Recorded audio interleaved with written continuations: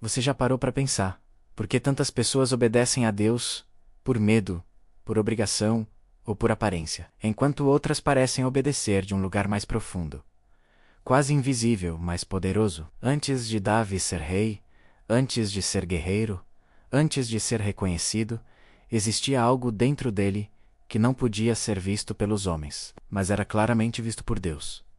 E é exatamente aí que tudo começa, porque a obediência que nasce no coração é diferente de qualquer outra. Ela não depende de aplausos, não precisa de holofotes e não se sustenta em recompensas imediatas. Ela nasce quando ninguém está olhando, quando não há plateia, quando não existe vantagem aparente. É nesse ponto silencioso que Davi se diferencia de todos os outros ao seu redor. E talvez seja nesse mesmo ponto que Deus esteja tentando falar com você agora. Se essa reflexão já começa a tocar algo dentro de você, permaneça até o final, porque a história de Davi revela verdades que explicam por que ele permaneceu no favor de Deus, mesmo errando, caindo e sendo profundamente imperfeito. Davi não começou no palácio, não começou no campo de batalha e não começou sendo admirado.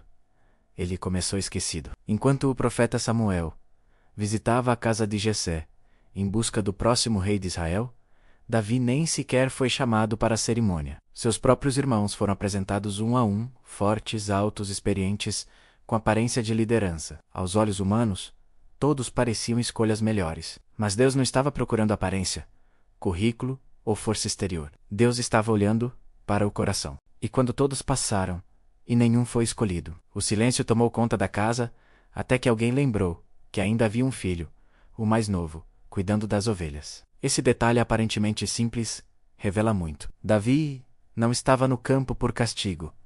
Estava ali por obediência. Ele cumpria sua função com zelo, mesmo sendo a tarefa menos valorizada. Ele cuidava do que era pequeno como se fosse grande, e isso nunca passa despercebido aos olhos de Deus. Enquanto Davi cuidava das ovelhas, longe de qualquer reconhecimento, algo profundo estava sendo formado dentro dele. Ali ele aprendeu a depender de Deus, a confiar, a proteger, a enfrentar perigos sem testemunhas. Quando um leão ou um urso aparecia, não havia plateia para a vitória. Não havia ninguém para aplaudir sua coragem. Ainda assim, ele lutava porque seu compromisso não era com os homens, mas com aquilo que Deus havia confiado em suas mãos. Essa é uma das marcas mais claras da obediência que nasce no coração. Ela não muda conforme o ambiente. Ela não se adapta à conveniência. Ela permanece fiel, mesmo quando ninguém está vendo. Quantas vezes você já fez algo certo, mesmo sabendo que ninguém saberia? É nesse lugar que o favor de Deus começa a se manifestar. Quando Davi é finalmente ungido por Samuel, algo extraordinário acontece, mas quase ninguém percebe. Ele é ungido rei, mas não assume o trono. Ele recebe a promessa, mas não recebe o cumprimento imediato. E aqui está um ponto que muitos ignoram. Davi poderia ter usado a unção como desculpa para abandonar suas responsabilidades, para se exaltar, para exigir respeito, mas ele não faz nada disso. Ele volta ao campo, volta às ovelhas, volta ao anonimato. Isso revela um coração que entende que obediência não depende de posição, mas de essência. Muitos querem um favor de Deus, mas poucos estão dispostos a esperar o tempo de Deus sem murmurar, sem se revoltar e sem tentar acelerar processos. Mais tarde, quando Davi entra no palácio para tocar a harpa para o rei Saul, ele novamente se encontra em uma posição delicada. Saul era instável, inseguro e em muitos momentos dominado pelo medo e pela inveja.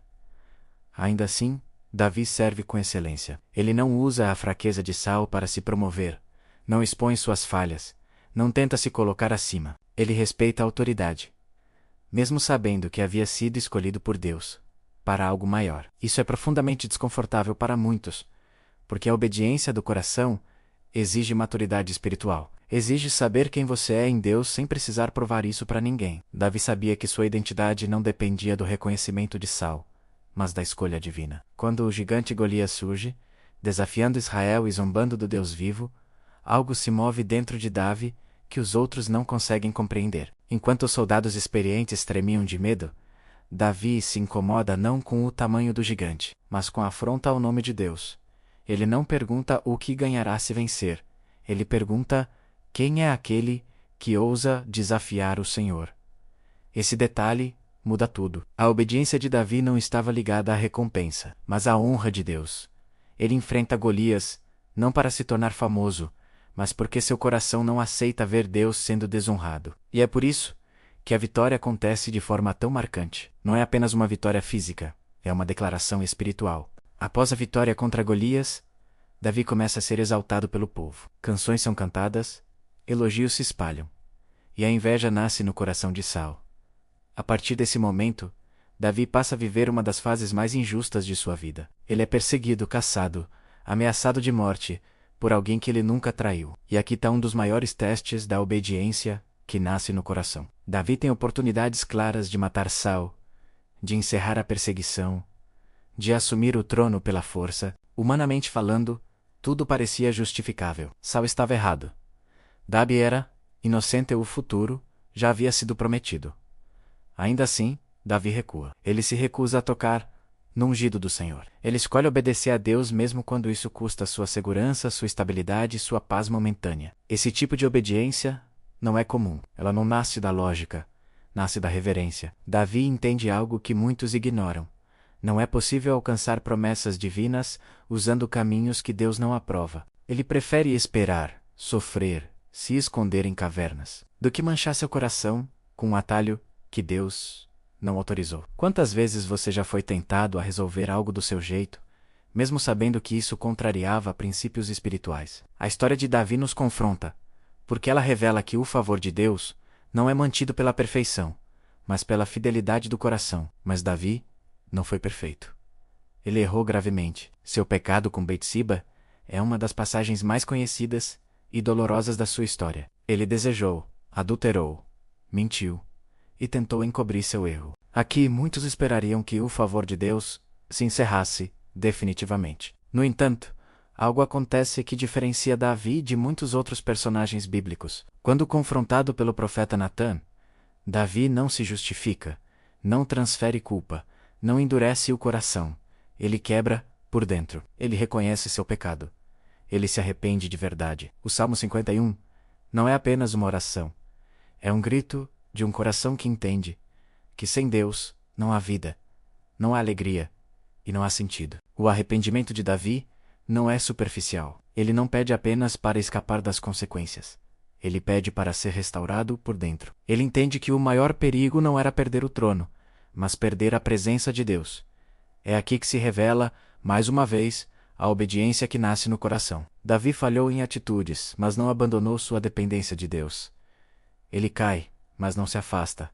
Ele erra, mas não se esconde espiritualmente. Ele volta, se humilha e se entrega novamente, mesmo enfrentando consequências duras, conflitos familiares, dores profundas e perdas irreparáveis. Davi permanece sensível à voz de Deus. Ele consulta o Senhor antes das batalhas, busca direção, reconhece limites. Ele aprende que o favor de Deus não significa ausência de problemas, mas presença constante mesmo em meio ao caos. E talvez essa seja a lição mais poderosa da sua história. Deus não procura corações perfeitos, procura corações ensináveis, quebrantados e dispostos a obedecer, mesmo quando dói. A obediência que nasce no coração não é barulhenta, não é exibida, e não precisa ser provada. Ela se manifesta nas escolhas diárias, nas decisões pequenas, nas renúncias silenciosas. Foi isso que manteve Davi no favor de Deus.